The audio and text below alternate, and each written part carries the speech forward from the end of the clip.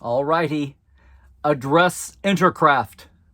I always love saying that since no one ever uses it since, the opening lines of The Cage. No, hey, 25 years. Seventh Fleet, I am saluting you. Hey, it's Dr. Trek, Larry Nemecek. 25 years, your silver anniversary. You've really worked for it, unlike, the second season Picard grab bag, goodie bag here that just makes it metallic silver. No, you guys have earned it. What was it? The very first time I came to Salt Lake City was just a few years ago, relatively, for Conduit. It turned out to be the last year of Conduit. I kid them about they have me as a guest and I sink it.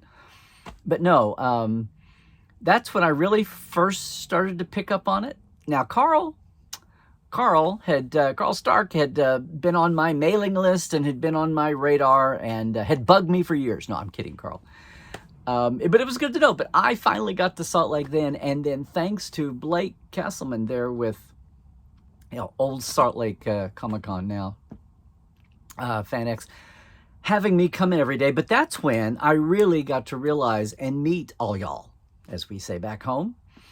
And as happens back home, coming out of Oklahoma fandom, there was a time, the 80s and the 90s, and when I started ThunderCon, which was our media con for 8 or 9 years, before I came to LA, the Starfleet thing was that it was, a club would start, and then they'd have 8 or 9 or 10, there'd be a chapter of legit old Starfleet International, and then after 8 or 10 or 12 people, there'd be somebody would get in a snit about something, and they'd split, and people would go off and be a incipient shuttle or whatever, or is that SCA?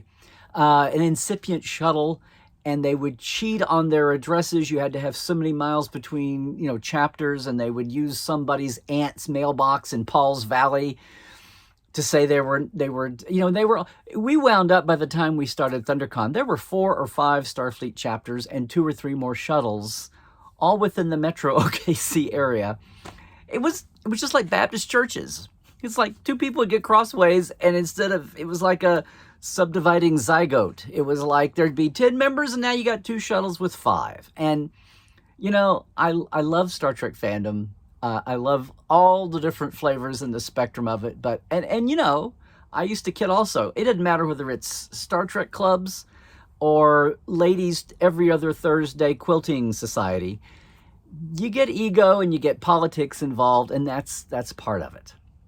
And sometimes that gets channeled in a good way and sometimes a not so good way. But one thing is, the years have gone by, I almost feel like I see less and less of that. Well, it was blown wide open to me when I land in Salt Lake and had the time to breathe and look around and have you guys take me under your wing and talk to me about the Seventh Fleet. And it's all these chapters, and it's all the way up into Idaho.